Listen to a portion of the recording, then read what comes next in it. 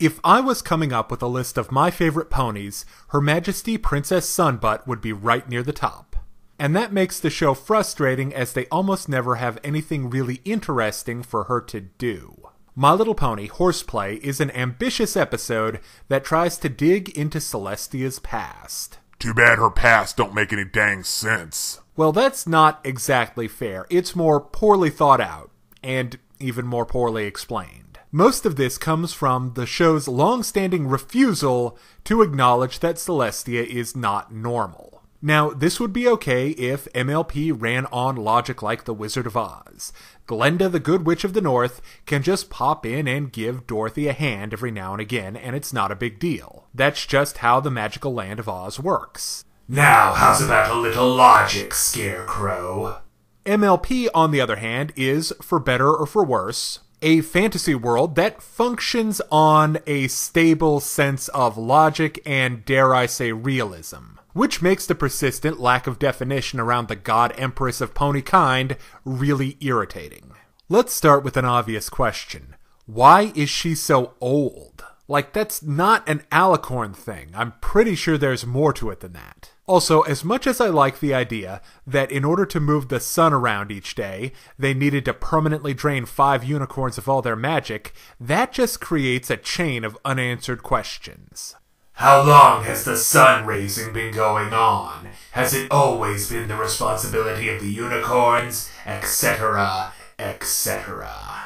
Here's another one. How powerful is she? Powerful enough that multiple bad guys have tried to steal her magic, but not powerful enough to stop them? Massive frustrations about the lack of details about Celestia's past aside, the centerpiece of the story is the big emotional moment between Twilight and Celestia. You see, over the course of the episode, Twilight has been lying to her mentor about her poor acting skills.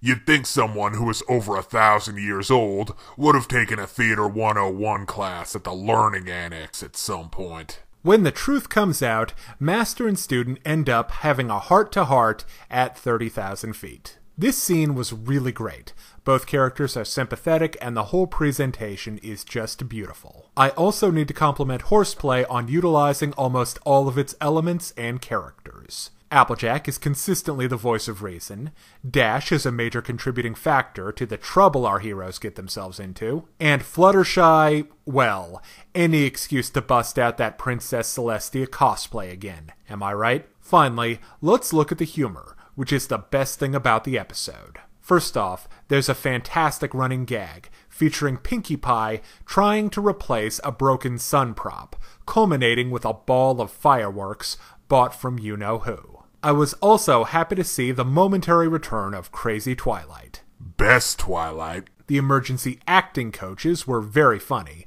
but the surprise standout was Princess Celestia. Whether it's her profound cluelessness about the thespian arts, her Shatner-esque performance style, the royal Canterlot voice, or the canonization of Trollestia, this pony princess is the queen of comedy. Also, giant party cannon. Okay, now it's time to break down the good and the bad in My Little Pony Horseplay. On the good side, there's a strong emotional moment between the princesses of the sun and friendship. The humor is on point, and there are very few superfluous elements. On the other hand, Princess Celestia just still does not make sense as an entity in this world, and this chance to develop her backstory has only made things make less sense. So I give My Little Pony Horseplay a 3.5 out of 5. Now, if you're interested in more reviews of anime, movies, TV shows, comic books, or video games, check out my channel right here on YouTube. And find my Facebook and Deviantart pages for video updates and more. Thank you for watching. Hey kids, today's show is brought to you by the letter 4 and the number potato! I'm a stupid private.